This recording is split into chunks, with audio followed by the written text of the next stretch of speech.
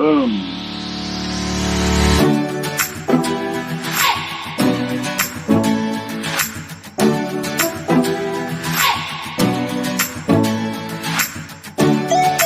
You're listening to the Intrepid radio program with Scotty Roberts.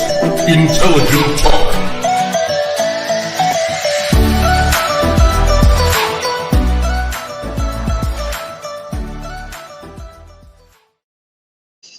Hey folks, welcome to the program. This is Scotty Roberts.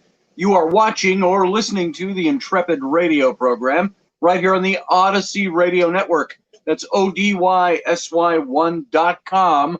Come on over, see all the goodness that's Odyssey Radio. Check out all the archives, which they're playing there right now, as we are broadcasting live from the Makeshift Studio down in Louisiana.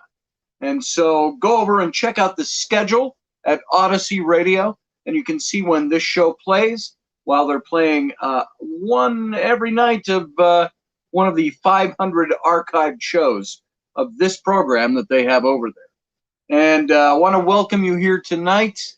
My name is Scotty Roberts. I am your host. And thanks for being here. I see a bunch of the regular gang is starting to come in. I'm looking down here at my chat room. And hi, Roddy Roberts, says Doug Stack. Doug Stack, good to see you, brother. Teresa, nice to have you on here. Steve Clark, good to see you, brother. And we've got Field Guy is over in there. And I did see Joyce. Are you serious?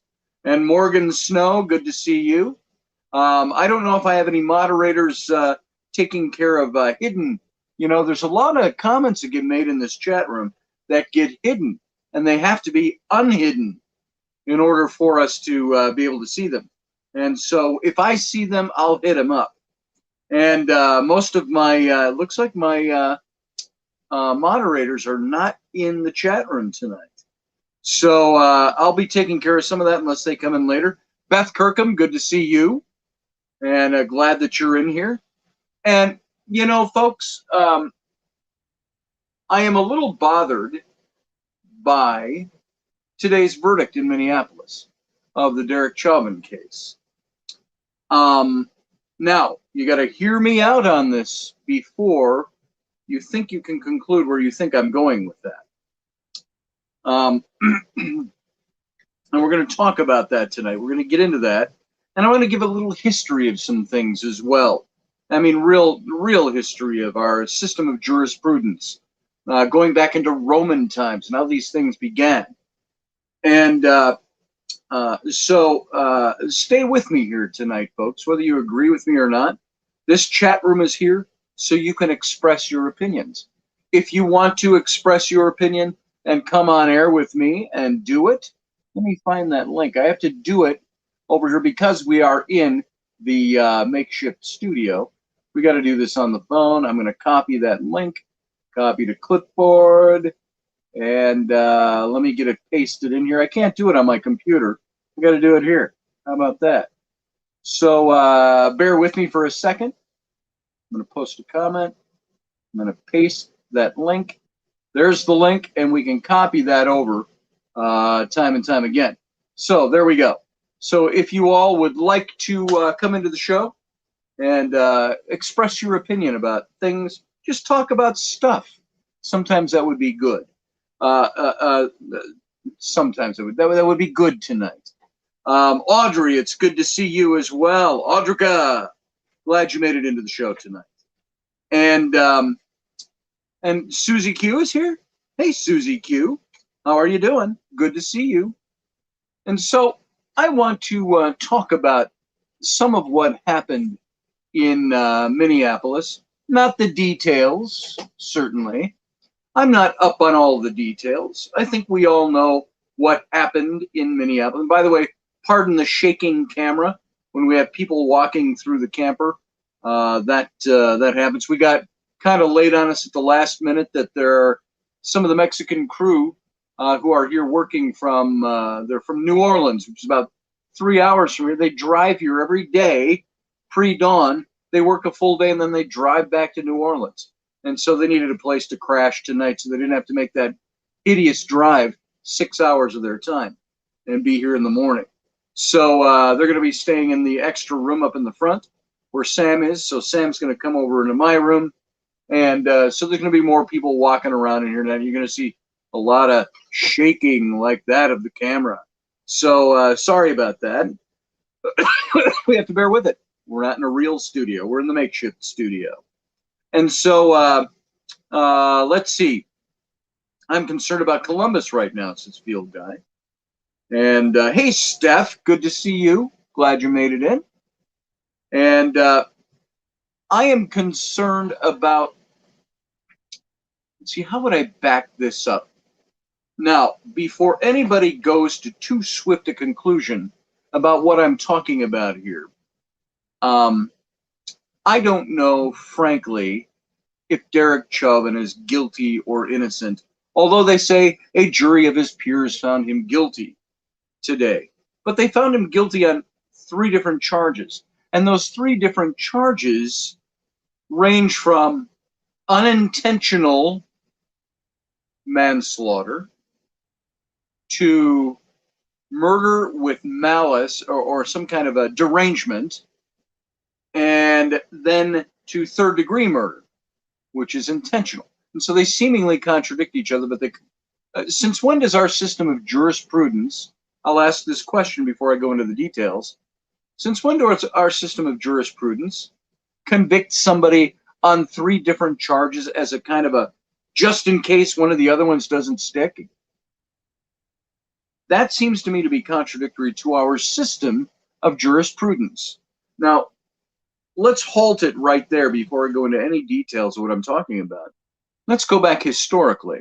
And I think especially of, and I've mentioned this in the past on the show without digging into the details of this, but I think of a book that I read called The Pirate Hunter. And it was a biography of Captain Kidd, the notorious pirate Captain Kidd. And Captain Kidd was somebody who was conscripted by the King of England to be a privateer, so to speak.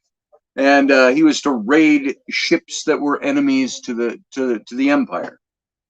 And of course, a lot of things took place. And there were investors in him. There were people that didn't want their names marked. And of course, he got very railroaded. He got thrown in prison. He got taken to court. He was not allowed his papers. He was not allowed. And by the way, according to the system of jurisprudence back then, in the late 1600s in England, you were guilty and the onus was on you to prove your innocence, not the other way around. And the only reason I bring up that case is because it was that case of Captain Kidd that really started to set a precedent for what we adopted in this nation, which was a system that said, no, you are not guilty and in need of proving your innocence in order to go free, but you are rather free and you are innocent until your guilt is proven in a court of law. So it was during the war with Spain. That's right, Beth Kirkham. And there's lots of details about that I would love to get into. Maybe we'll do that another time because I want to go into that story. It's an amazing story. Amanda B says Horatio Nelson is a great captain. Yes, he was. And I don't consider a criminal a martyr. Neither do I, Field Guy. I don't think there are any criminals that are martyrs. However, Beth says she knows he's guilty of sin. I don't know that. You can feel that. You can emote that. You can believe that. There was a time, I think I agreed with you, Beth, and maybe others, many others who think that. But there is something we forget to do. And this is where I want you to all put the brakes on for 2 seconds and listen to what I'm saying and consider this. Is that in any argument, be it a legal argument, be it a social misjustice argument, be it a political argument, there are times where we have to extricate ourselves from the argument and consider that there are things going on that may be more elevated and may be more important than my argument or the argument on the other side. And that is that there is a realization that there is something else going on at play that we need to consider. And I've quoted this for you before, but this is my, at the end of every one of my emails for several years now. Now you can set up a signature in your Gmail and all of that. And this has been at least 10 years. I've had this, and this is in the well, if I can get it to come up. Of course, while I'm talking, nothing ever works right when I type and talk at the same time. But so right here, this is what I have put in at the end of my email, in my exit. You know, cheers, Scotty. Phone number. This quote by John Adams. John Adams said, "Facts." Now listen closely to this. Facts are stubborn things. And whatever may be our wishes, our inclinations, or the dictates of our passion, they cannot alter the state of facts and evidence. Now, I'm going to repeat that so you catch that. Everybody listen to this for a second.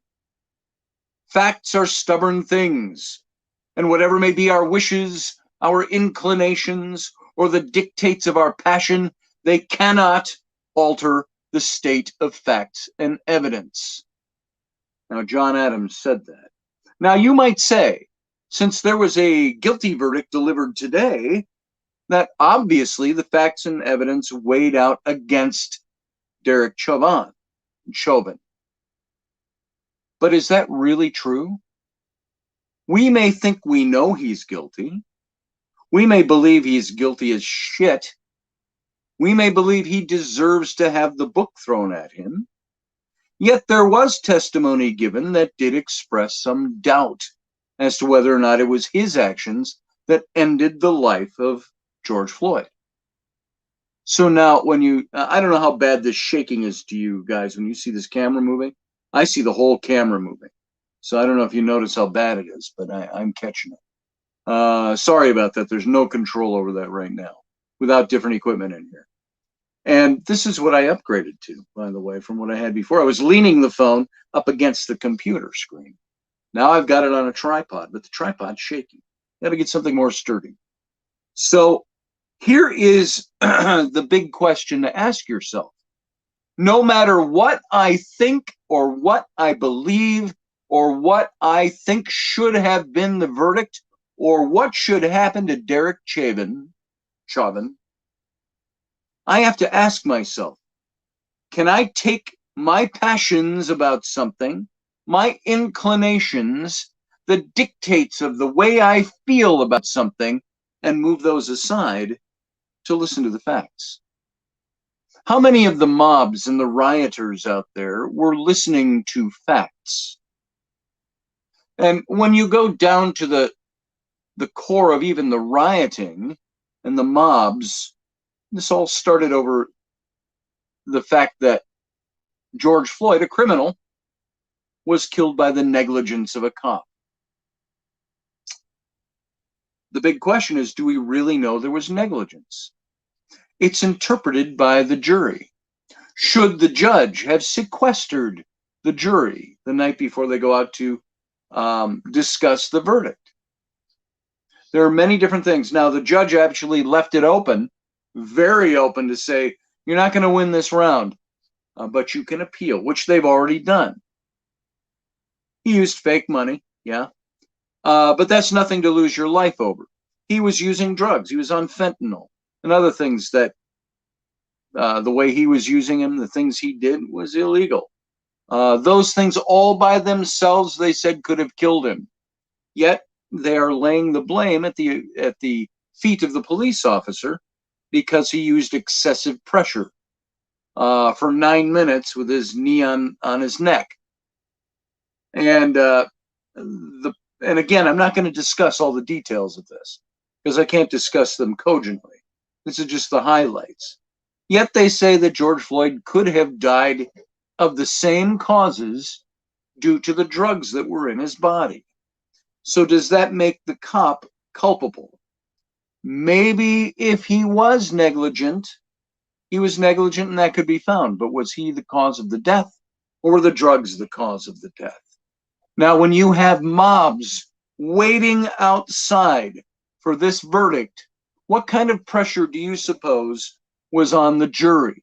A jury that the judge did not sequester, a jury that could go home that night or go to the hotel or whatever it was and see what was brewing outside.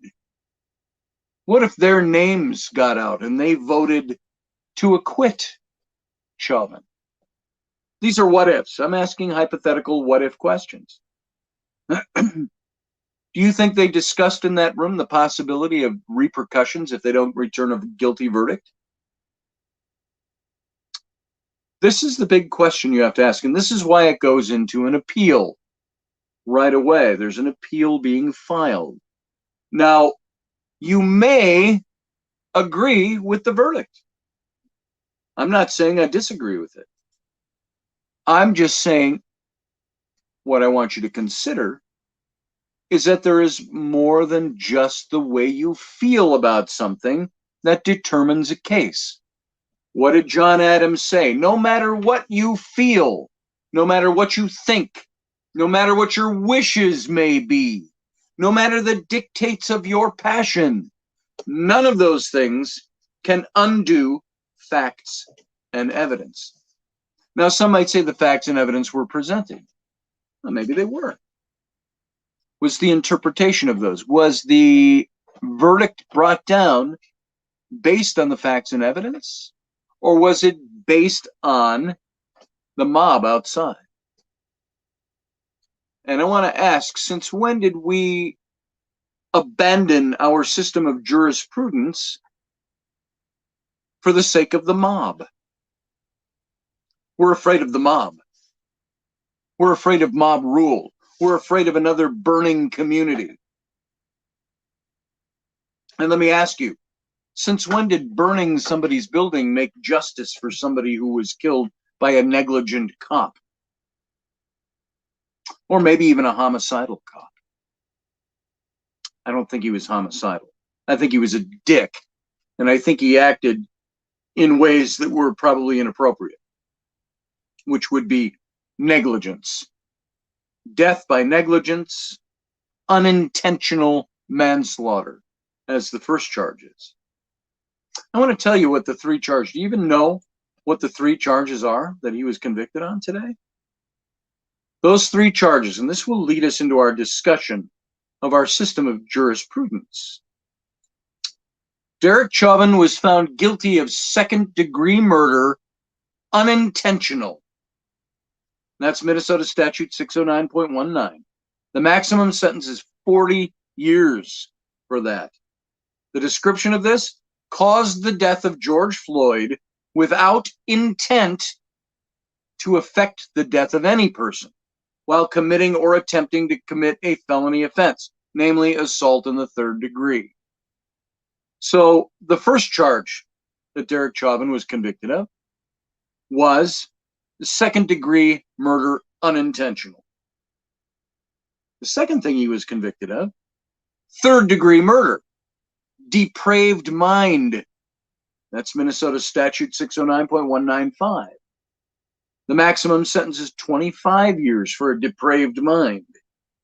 And the description of this is he caused the death of George Floyd by perpetrating an act eminently dangerous to others and evincing a depraved mind without regard for human life.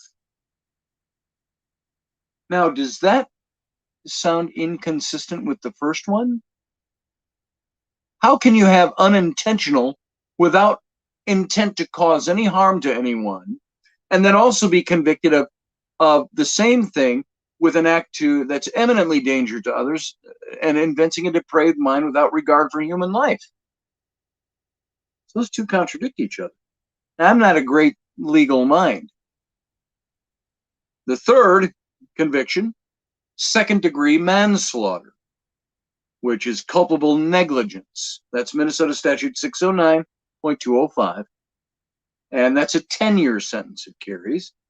The description was he caused the death of George Floyd by culpable negligence, creating an unreasonable risk, and consciously took the chances of causing death or great bodily harm. To be guilty of all three of these seems very contradictory, and seems contradictory to our system of jurisprudence, no matter what you believe about the nature of Derek Chauvin. So since when does our system of jurisprudence deliver a guilty verdict on contrary charges? I can tell you when. It's when the mob rules. The judge did not sequester that jury. Would the outcome have been different had they been sequestered? And you know what sequestered is? They can't have access to any outside news. But if they're not sequestered, they have access to everything that's going on. So for some reason, the judge wanted them, the jury, to see everything that was going on outside the doors, out on the streets. So this is where we're left with what happened today. That's the verdict. There is an automatic appeal. And so he's appealing. That's going to take some time. And you know what? Derek Chauvin is out on his own until sentencing now. He's released until sentencing. That's what I read somewhere anyway. He's been convicted but not sentenced yet. How do you think the judge will sentence in this? Yeah, it's a tough job being a cop in the USA. Yes, it is. Mob rules. Black Sabbath, says Scott Allen. There you go. Perhaps the NPCs are data corrupted on this holodeck, and that's why we're seeing so much insanity. Maybe, Joyce. But there's a big question for you. What happened to our system of jurisprudence? It doesn't matter if you think someone, anyone, going to trial is guilty as sin of the crime they're being tried for. It doesn't matter if you believe that. What matters is that we have to extricate ourselves from mob rule. We have to extricate ourselves, in any case, from our passions about something, and we need to let the law play out. Do you know why? Because if it doesn't apply, in this case with Derek Chauvin, what mob could put you away for 50 years? Because they believed you to be guilty. Take Chauvin's case out of it.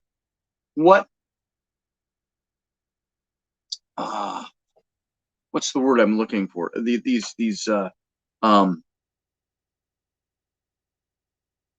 Something of justice is what I'm looking for. Undoing of justice is what I'm looking for. There's a word for it. There's a phrase for it. What undoing of justice would happen in our nation if we allowed the mob to decide the way a jury or a judge should convict somebody? The point is that you cannot let that happen. And you know what happens as a result? Sometimes guilty people go free.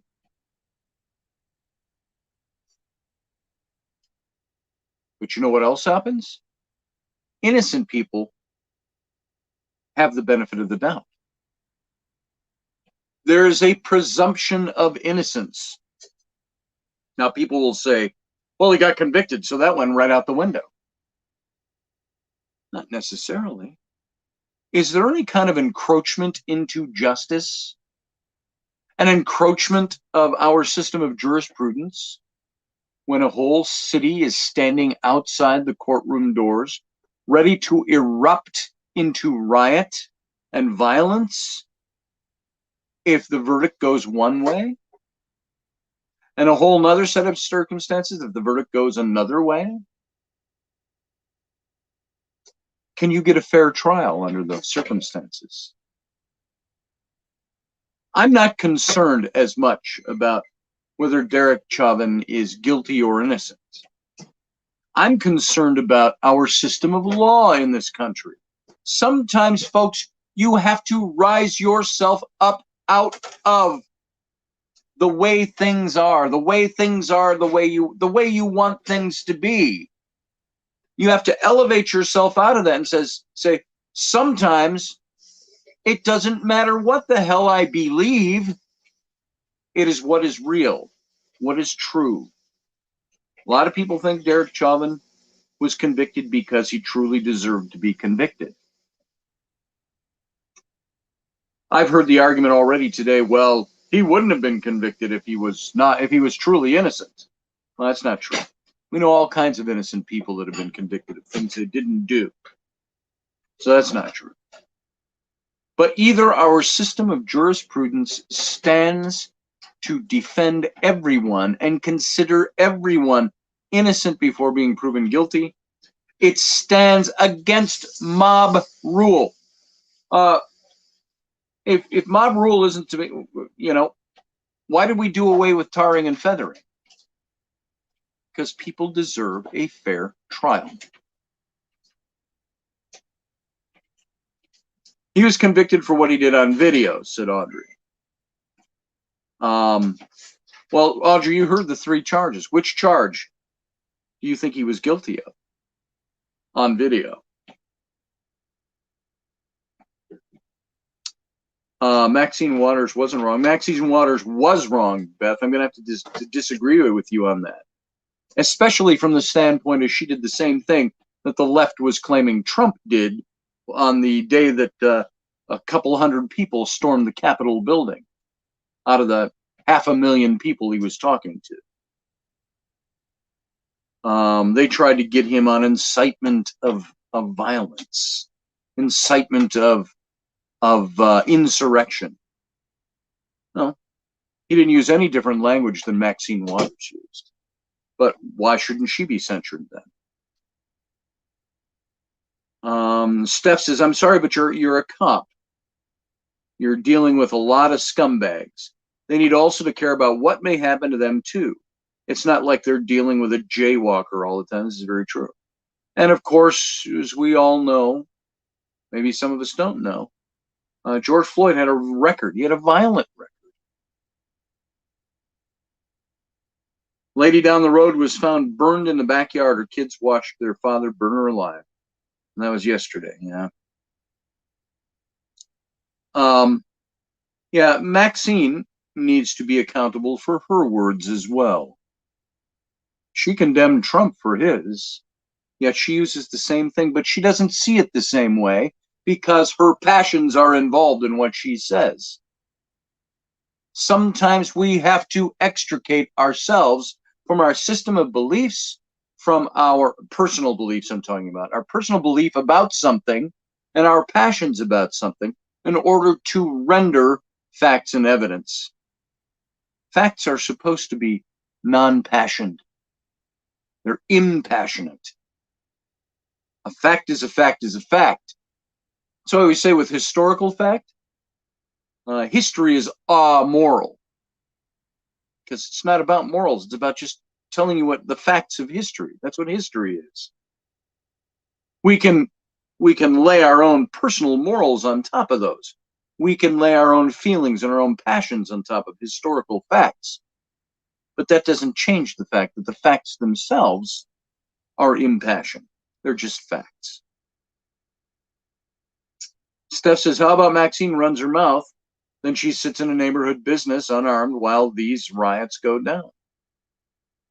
Maybe she should. So, and of course, there are all kinds of variables in and throughout all these different sides of the argument. I happen to think Maxine Waters is trash. I think she has been for a long time. So I let my passions get in the way. But I also try to think, did she have a right to say what she said? Yeah, as much right as Trump had to say what he said. Are either of them guilty of insurrection or violence? Probably not. But I think for the sake of standards and not applying a double standard, shouldn't she be held accountable for what she said?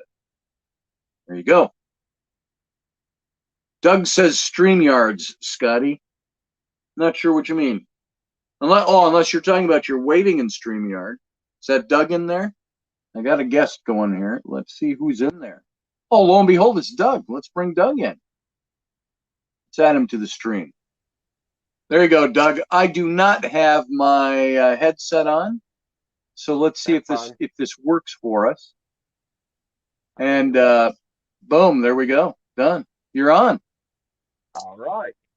Let's see if I got sound. I do. I'm going to have to put on my headset so we don't get nasty feedback. Hang on a second, Doug. And folks, if I had an engineer or people were, you know what? This would all be done for me. But I don't. So it's just me. Okay, Doug, let her rip. Oh, I'm not hearing you. Oh, there you are. There you are. Now I can hear you. Let her rip. I don't think I can let her rip, brother. What's on your mind tonight with this? Okay. Now, I think, and this is me personally, I don't know the facts, but I believe if he was convicted for murder 2, then the other 2 should have gone out the window. Just like if he was acquitted of murder 2, then he should have been convicted of either murder 3 or the manslaughter 2. So can you be convicted? Do you think Audrey just said she thinks all 3 charges are valid? Maybe the charges were, but should you be able to be convicted on all 3? Can you be convicted of unintentional killing and convicted of intentional depraved killing? It doesn't at the same time. It doesn't make sense. It does not make sense. I mean, no, it doesn't. Yes, I believe he is guilty of, killing George Floyd. Yeah. But I'm not 100%. Like I said, I don't know all the facts. I know what I saw, and I was disgusted of what I saw. Yes. Hey, hang on one second. I want to clear up one thing in the chat room. Delaney said the historical fact of slavery is immoral. I disagree with you, Delaney. The historical fact of slavery is immoral. Slavery was immoral. The historical fact, all that is telling us that it took place. The historical fact is not immoral. The action was immoral. The history is amoral. It's like writing down what happened. That's what history is. That's not immoral. History should never moralize. History needs to simply be history. And let me clear that up, Delaney, just in case you wondered what I meant. So the historical fact of slavery is not immoral. Slavery itself was immoral, not the historical fact. Okay? But then again, make those distinctions. Then again, who writes history? History is often written by those who win. Right. So I mean, but getting back to the point of with Chauvin or whatever his name is, yes, I believe he should do time. I'm not. I don't know the facts of the case. I do believe because what he did was. I don't know all the factors that actually George Floyd died of, but a knee on the neck, for 8 minutes that's excessive. It's very excessive, and especially when he stopped moving. I think my opinion. I think at best it was callous disregard. It was perhaps negligence on the part of Chauvin, and maybe even callous negligence. But did he mean to cause his death? I don't think so. I don't know if you've seen Brandon Tatum. He's a YouTuber. He was a police officer. He's a black. Well, he was a police officer. He since left the job. He's a black man who was following this case, and he often goes through what police do right and what they do wrong. And he went through each charge, and he wasn't saying that Chauvin was innocent. but at the same time, he brought up some points where, you know, they're trained to do it a certain way, and Yes. sometimes people die when they're doing it in a certain way, and it's not really their fault. You know, Yes. like the knee on the neck. You know, it wasn't. It was on the upper back and the neck. You Yes. know, they're trained to do that. Yes, they are. Now, for that long, I don't think so. But yeah, and by the way, Audrey says she was pretty sure that what I just said covered the third charge. That's my take on it. That's where I come out, is that the third charge was probably the most realistic charge there. That it was negligent. He was negligent. He should have been more attentive to the safety.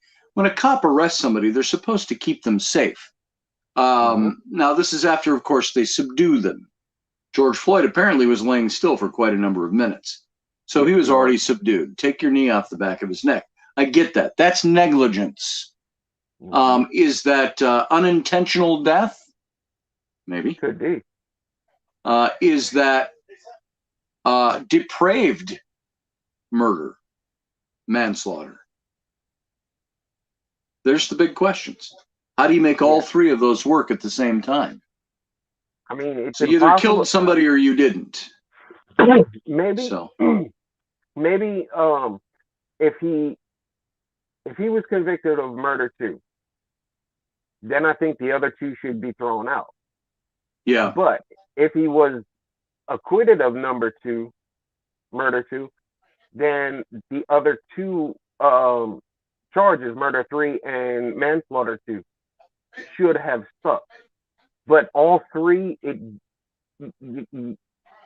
doesn't mix. Yeah, yeah, I agree, and that's what threw me with this thing. Now, I want to go into talking about our system of jurisprudence and why we have the things we do. So, Doug, thank you for coming on. I'm going to let you go so I can get into this. I'll see you in the chat room. All right. Thank you. All right. Thanks for coming. All right. There we go. Douglas is gone. All right. I want to talk about, since we're 37 minutes into the hour already, let's see. Delaney says the cop was trained to do what he did, and he abused his authority for years. I have heard that he had other complaints against him over the years. Ryan Gale said it was stated during the trial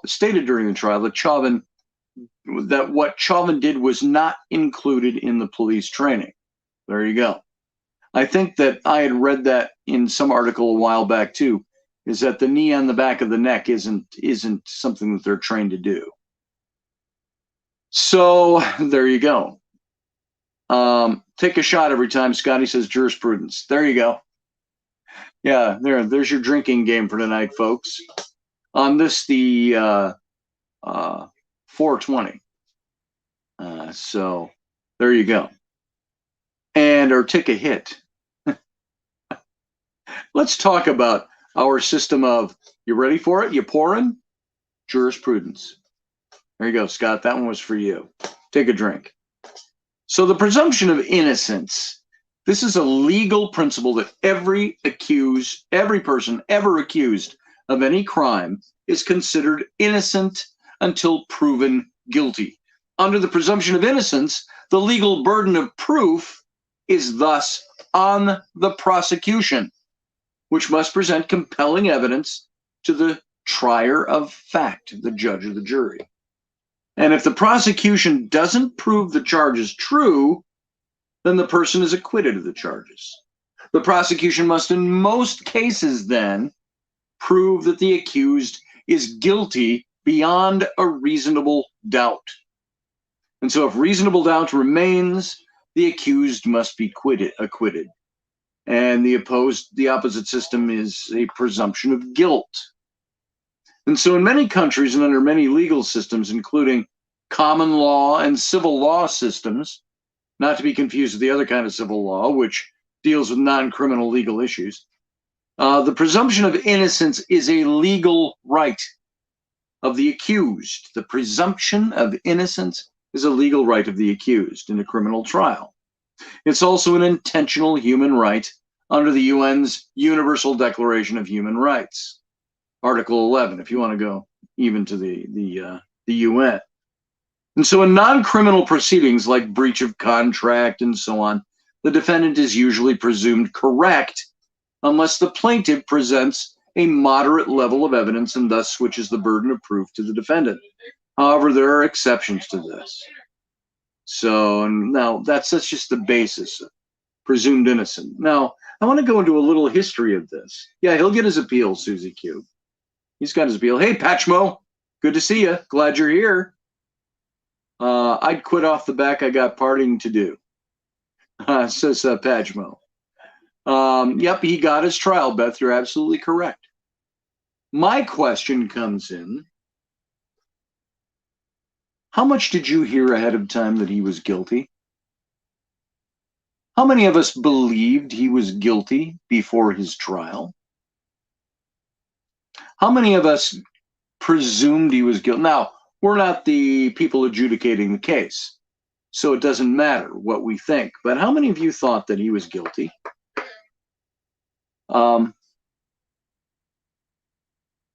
When Darren Wilson killed Mike Brown, he got awarded by the Freemasons in his district, says Delaney. Why did he get awarded? For killing the man? I don't know. I don't believe Mike Brown was as innocent as they like to make him out to be. Hands in the air, don't shoot. That's fake. That's false. That's not what happened. That's a different case. So how many of you believe Derek Chauvin was guilty? I did. I thought he was a dick. I thought he was somebody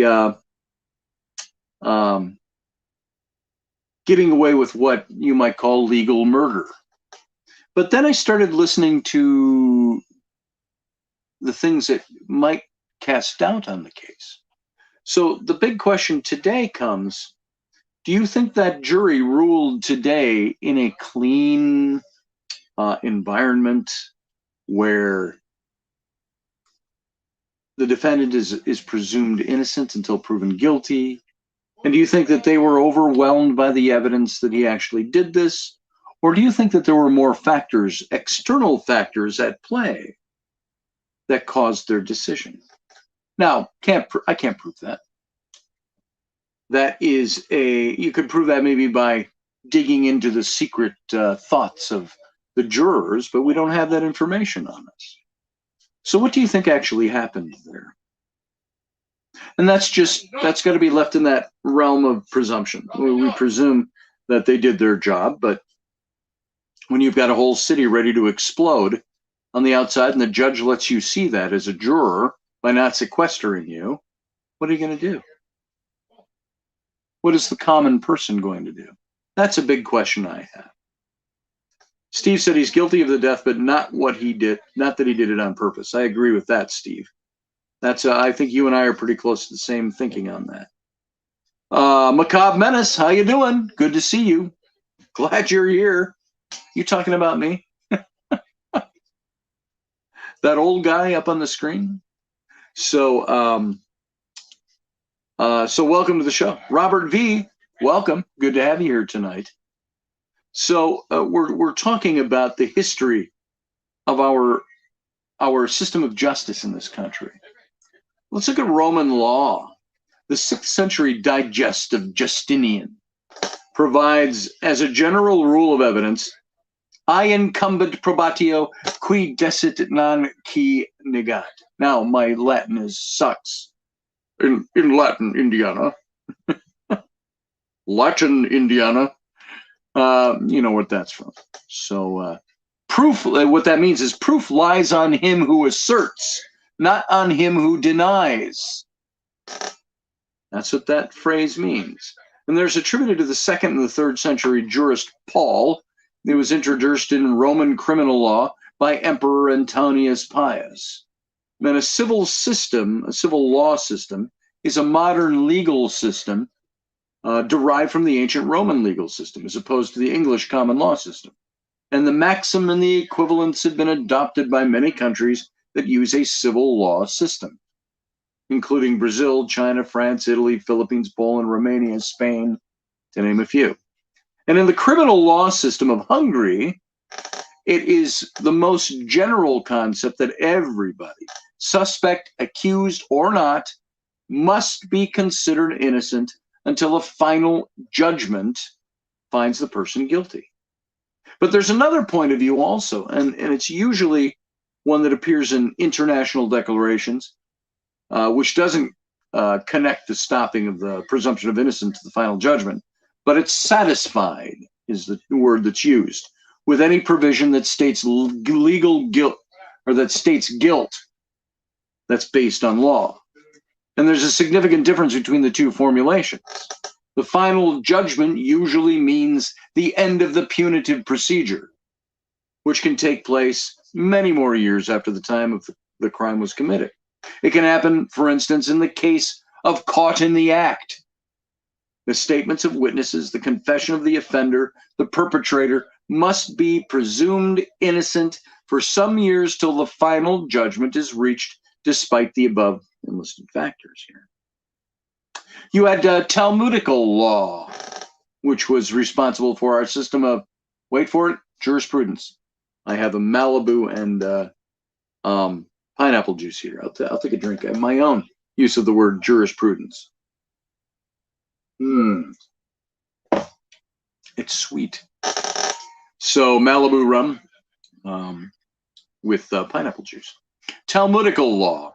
According to the Talmud, every man is innocent until proved guilty. Hence, the infliction of unusual rigors on the accused must be delayed until his innocence has been successfully challenged. Thus, in the early stages of the trial, arguments in his defense are as elaborate as with any other man on trial.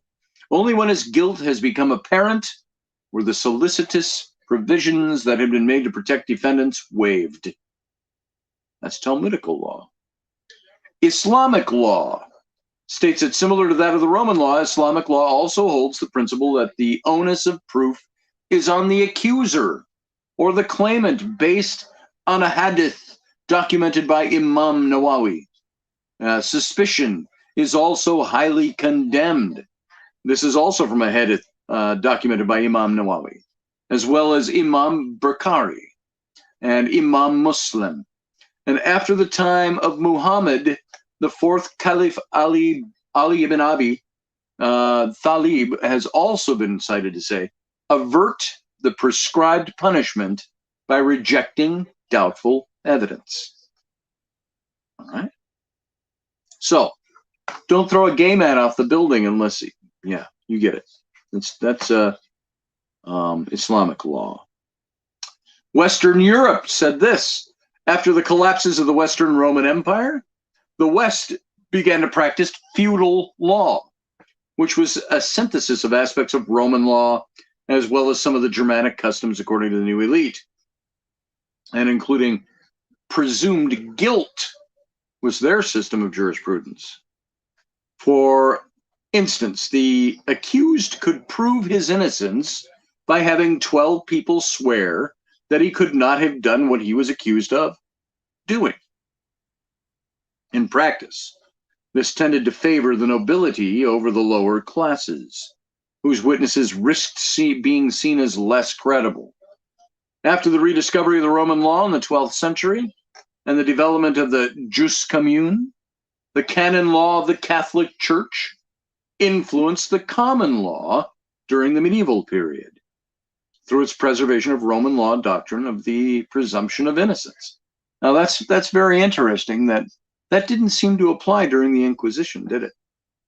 That didn't seem to apply when the literalist Orthodox Church, the pre-Roman Catholic Church, was killing off the Gnostics, the mystery religion people. Another story. Now, Eastern Europe, following the aforementioned Roman law of Justinian, who lived at the dawn of the medieval era, the Byzantine Empire, generally continued along his legal code, which includes presumption of innocence. And this also influenced nearby states within its cultural sphere, such as Orthodox, Slavic principalities like Serbia. And so the whole meaning of this whole meaning presumption of innocence serves to emphasize that the prosecution has the obligation to prove each element of the offense beyond a reasonable doubt, or some other level of proof depending on the criminal justice system, and that the accused bears no burden of proof. The accused bears no burden of proof. This is why we have the Fifth Amendment. You don't have to testify against yourself. You don't have to testify. You can remain silent for fear that you may incriminate yourself, and that cannot be held against you in a court of law. So now this whole thought is often expressed in the burden of proof, expressed in the presumed innocent until proven guilty, coined by the British barrister Sir William Garrow in 1760 to 1840 is when he was alive. So during a 1791 trial at the Old Bailey, Garrow insisted that accusers be robustly tested in court. An objective observer in the opposition of the juror must reasonably conclude that a defendant almost certainly committed the crime. In 1935, in its judgment of Wilmington versus Director of Public Prosecutions, the English Court of Appeal would later describe Garrow's articulation as being the golden thread connecting both the criminal burden of proof and the presumption of innocence within the web of English common law. And so the presumption of innocence was originally expressed by the French cardinal and canonical jurist Jean Lemon in the phrase item quibet presumbitur, innocens nisi probatur nocens. A person is presumed innocent until proven guilty. And based on the legal inference that the most people are not criminals, is the inference there. And however, this referred not merely to the fact that the burden of the proof rests on the prosecution in a criminal case, but that the prosecutions or the protections which a defendant should be given prior notice of the accusation being made against them, the right of confrontation, the right to counsel, etc. And it's literally considered favorable evidence for the accused that automatically attaches at trial. And it requires that the tier of fact, be it a juror or a judge, begin with the presumption that the state is unable to support its assertion. And to ensure this legal protection is maintained, there's a set of 3 related rules to govern the procedure of criminal trials. And the presumption means this, 1, 2, and 3. 1, with respect to the critical facts of the case, whether the crime charged was committed and whether the defendant was the person who committed the crime, the state has the entire burden of proof in its case for prosecution. That's where all the burden of proof lies. 2, with respect to the critical facts of the case, the defendant does not have any burden of proof whatsoever. The defendant does not have to testify. He doesn't have to call witnesses or present any other evidence. And if the defendant elects not to testify or present evidence, this decision cannot be used against them. The whole burden of proof of criminal or of guilt is on the prosecution. Number 3, the jury or judge is not to draw any negative inferences from the fact that the defendant has been charged with a crime and is present in court and represented by an attorney. They must decide the case solely on the evidence presented during the trial, not the fact that the guy's sitting in court or that there's even a mob outside calling for his lynching. Oh, sorry. Such a touchstone word there. Lynching now only means something racist. We learned that this last year. I thought lynching was just when you hung somebody without a trial and dragged them out of jail. Didn't matter what color they were. There were lynchings in the Old West. But now that it's a political hot word, I guess I can't use that word to describe that anymore. You get the point, though. So, Blackstone's ratio is something that was expressed by the English jurist William Blackstone in his seminal work, Commentaries on Law of England. And it was published in the 1760s, and it said this: It is better that 10 guilty persons escape than that one innocent suffers. That's Blackstone's ratio. Blackstone's ratio. It's better that 10 guilty persons escape than one innocent suffer. The idea subsequently became a staple of legal thinking in Anglo-Saxon jurisdictions and continues to be a topic of debate. And this duty on the prosecution was famously referred to as the golden thread in criminal law by Lord Sankley, LC, in Wilmington versus DPP. And throughout the web of the English criminal law, one golden thread is always to be seen. That is the duty of the prosecution to prove the prisoner's guilt, subject to what I have already said as to the defense of insanity, and subject also to any statutory exception.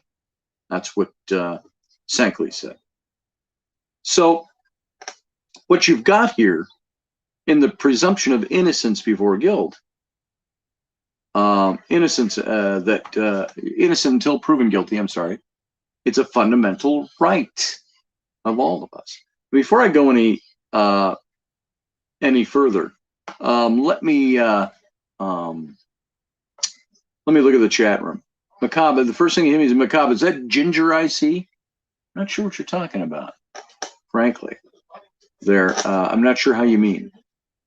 You mean my hair color? Am I gingery? I've got the yellowy light on tonight. Here, let's try the different light. Hold on. See something here. If you're concerned about my gingery hair, let's see. Boom. There's the bluer light. There's the white light and yellow, and then that's what I had on, the kind of goldy light. Maybe that's what did it. There you go. There we go. There we go. Now, if you hear a lot of talking, we got all the Mexicans outside.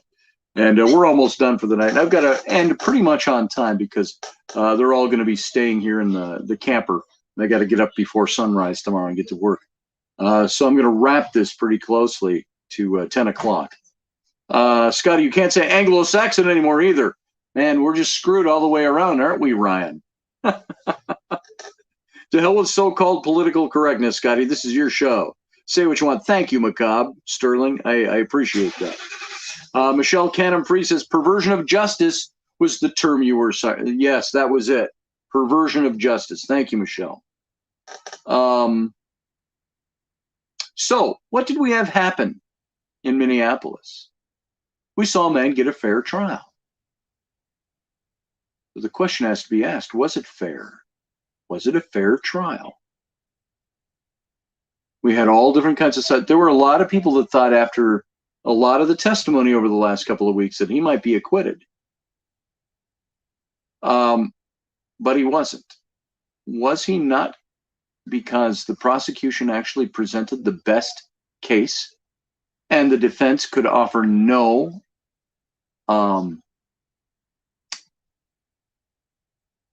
element of the argument to show that there was doubt cast on him committing this crime. So the prosecution proved their case.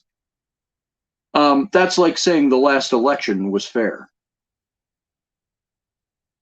Sorry, Beth, and I'm not pointing out what you're saying to cause any problems. But I think we all know these days better than to trust what actually goes on. I begin to wonder, because of the mob element in all of this, if that had an effect on the juror's decision. So, did the prosecution prove their case? Or did the jurors convict because of what they were allowed to see? No doubt in my mind it was fair, says Beth. Well, maybe it was. But maybe it wasn't. There is a reasonable doubt. Except for, like I said, I think the reasonable doubt is, I happen to believe he committed an act of gross negligence and should be punished for that. So this is what I see out there, is that we have all this information and we filter it through our emotions. We filter it through our feelings, through our belief system, through our passions, rather than filtering it through facts and evidence. Sometimes you have to use logic as opposed to emotion. Spock was right. What mob? Beth, I don't mean that to sound so surprising. The mob that was waiting outside. You're familiar with what happened in Minneapolis, aren't you? With the thousands of people waiting in the streets to see what this verdict was going to be. What do you think would have happened in Minneapolis tonight had he been acquitted? What's your best guess? We're just guess because we have no idea to know exactly what would have happened. But what do you think would have happened? The mob in general, the mob that Maxine Waters incited, the mob that's been running for a year, the mob that burned down 150 buildings in uptown Minneapolis, my old neighborhood, by the way. The mob that's been, the mob that is out there. You could call them Black Lives Matter, some of them. I think Robert V says, I think the mob influenced the jury some, maybe some. Well, we'll leave this off for tonight. There's a lot of things you can think about. Here's the thing. I have to do this. Therefore, you have to do it too. You have to set your passions aside and your beliefs aside and say, are there facts to be considered? Not just the facts of the case, the facts affecting the case. There you go. I think it would be very interesting to find out what the jurors thought in this case. Maybe we'll never know. Did they vote because they were afraid of what would happen if they voted to acquit? Did they vote guilty because they were afraid if they didn't, there would be a reaction? That's good to know. Delaney says the mob that Jesse Jackson was stuttering and coaxing on to burn up the town if the cop got acquitted. That's the mob. Yep. Same with Maxine Waters. Thanks, Delaney. Yes, perfect. All right, guys. That's really all we got. We're done. We're out of time for tonight, and I got to end this for external circumstances going on here. Can't run too far over tonight, although we're two minutes over already. So I want to thank you for being here. Remember, go see my, I've got a new shirt up on Shakespeare.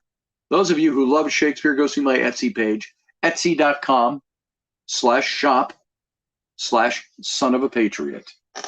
Go take a look at that and you'll see it's one of the first shirts up there. Love you too, Audrey. And love you all. Thank you for being here. Go check out my stuff. And at the same time, you know what? You all live long and prosper. And you have a good night. And we're going to get out of here. So see you later. See you tomorrow night.